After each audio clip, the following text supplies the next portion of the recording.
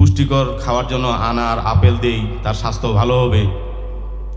এরপরে থাকার জন্য একটা ভালো ঘর দেই, এসি দেই, তাইলে কি তার পরীক্ষায় পাশ হবে? এই কাজগুলা হলো তার পড়াশোনাটা ভালো করার জন্য সাপোর্ট, কিন্তু মূল কাজ হলো পড়াশোনা। এই পড়াশোনাটা করতেই হবে, এই পড়াশোনার সাপোর্টের জন্য বাকি কাজগুলা। তদ্রূপ আল্লাহ আমাদেরকে সৃষ্টি করেছেন খলিফা হিসাবে, তার প্রতিনিধি, তার এই দুনিয়ায় তার বিধানটাকে প্রতিষ্ঠিত করা। এখন আমরা যদি বিধানটাকে প্রতিষ্ঠিত না করে, এই বিধানটাকে প্রতিষ্ঠিত করার জন্য যা সাপোর্ট দরকার, আমরা শুধু এইগুলাই করতেছি, সারাদিন তসবিহ গুনতেছি সওয়াব হবে বলে, সারাদিন মানুষের সেবা করতেছি সওয়াব হবে বলে, কিন্তু ওই যে কাজটা করতে হবে এটা আমাদের বিবেকে নাই, হৃদয়েও নাই, তাহলে কিন্তু এই কাজগুলা বৃথা হয়ে যায়। যেমন আমরা নামাজ পড়ি, নামাজগুলো অনেক সময় কাজে দেয় না, নামাজের যে কাজ সেটা কিন্তু হয় না। কি কারণে হয় না? নামাজের উদ্দেশ্য হইল যে আপনি দিন কায়েমের জন্য সকল ভেদাভেদ ভুলে ছোট বড় ধনী গরিব সবাই এক কাতারে দাঁড়াবেন। ওইখানে আমরা এক কাতারে দাঁড়াইলাম, কিন্তু বাড়িতে গিয়ে বলতেছি ও তো ফকিন্নির পোলা, ও তো মেথরের পোলা, ও তো চাষার পোলা, ওকে খাওয়াবো কেন, ওকে দিব কেন, ওকে ভিক্ষুক। এই যে শ্রেণী আমরা বৈষম্য তৈরি করলাম, তাহলে কি নামাজের যে হকটা আদায় হইল? নামাজের যে হক সেটা যদি আমরা নামাজের সাথে সাথে সমাজে প্রতিষ্ঠিত করতে পারি, তাহলে নামাজ দিয়েই অনেক কিছু হবে এবং ওইখানে দিন কায়েম হবে, আল্লাহর দিন আল্লাহর দুনিয়ায় কায়েম হবে। নামাজ তো পড়তে বলি, নামাজ কায়েম করতে বলছে। এখন ওই যে অনেক মাওলানার কাছে শোনা আমাদের যে কায়েম বলতে কোনটা জিনিস? এই সমাজে পোশাকটা কায়েম আছে, এই জন্য পোশাকের কথা কেউ আর বলে না। পোশাক ছাড়া যদি কেউ রাস্তায় হাঁটতে পারবে, এটা হলো কায়েম হয়ে গেছে, এটা বলার দরকার নাই। কিন্তু আল্লাহর দিন কায়েম হয়েছে, হয়নি। যখন কায়েম হয়ে যাবে তখন আর আপনাকে আর বলতে হবে না, ওটা এমনি অটোমেটিক চলতে থাকবে। এই জন্য আমাদের বিবেকে যদি দিন কায়েমের চেষ্টা থাকতে হবে, নিয়ত থাকতে হবে। আপনি অনেক কিছুই পারবেন না। আমরা হযরত মুহাম্মদ সাল্লাল্লাহু আলাইহি ওয়াসাল্লাম কি হালুয়া রুটি খাইছেন, আমরা ওটা খাই ঠিক মতো, কি সুন্নত আদায় করি। বড় বড় দাড়ি রাখি, কি ওটা সুন্নত। বড় বড় চুল রাখি, ওটা সুন্নত। পাগুড়ি দেয়, ওটা সুন্নত। লম্বা পাঞ্জাবি পরে সুন্নত। কিন্তু সাহাবায়ে কেরামরা, নবীরা যে যুদ্ধের ময়দানে রক্ত ঝরাইছে, তাই না, অনেকে শাহাদাত গ্রহণ করছে, এই জায়গায় আপনি যান, বাধার সম্মুখীন হবেন।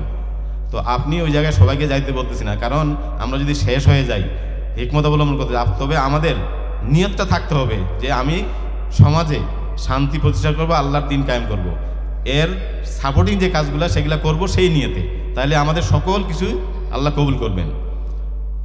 আমি শুধু একটা বলি যে আল্লাহই সব কিছু করেন, কারণ আমরা জন্মেছি, মারা যাব, এগুলা নিয়ে চিন্তা করলে আমরা এর উত্তর পাবো না। পৃথিবী, মহাকাশ, আকাশ, আল্লাহর সিংহাসন নিয়ে চিন্তা করলে, তারকারাজি, গ্যালাক্সি আমরা চিন্তা করেই পাবো না। কিন্তু আমাদের বিশ্বাস করতে হবে আল্লাহ যে সব কিছু পারেন। এক উজির বলতো আল্লাহ যা করেন সব মঙ্গলের জন্যই করেন। রাজা সবসময় বেজার হয়ে যেত যে আল্লাহ সব যা করেন সবসময় মঙ্গলের জন্য, কীভাবে করে? তো চলো যাই একদিন আমরা শিকারে যাই, হরিণ শিকারে যাবে। উজির এক ঘোড়ায় আছে, রাজা এক ঘোড়ায়, বন্দুক লোড করা আছে।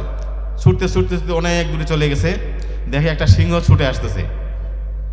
সিংহ ছুটে একবারে রাজার বরাবর লাফ দিছে। উজির কিন্তু ততক্ষণে গুলি করে দিছে, রাজাও গুলি করে দিছে, কিন্তু সিংহ লাফ দিয়ে তার বৃদ্ধা আঙ্গুল একটা কেটে নিয়ে চলে গেছে, মুখ দিয়ে কামড়ায়। উজির এসে বলতেছে আল্লাহ যা করে মঙ্গলের জন্যই করে। রাজা তো খেপে গেছে যে আমার একটা বৃদ্ধাঙ্গুল নাই, আর আপনি বলতেছেন যে আল্লাহ যা করে মঙ্গলের জন্যই করে। বলতে না, ঠিক আছে, আল্লাহ যা করে মঙ্গলের জন্যই করে। রাজা মহা রেগে গিয়ে ধরে নিয়ে গিয়ে ওকে যায় জেলখানায় ঢুকাই দিছে। জেলখানায় ঢুকাই দিয়ে আঙ্গুলে ট্রিটমেন্ট করছে। অনেক দিন পর উজির তো জেলখানার মধ্যে আছে, বসবাস করতেছে।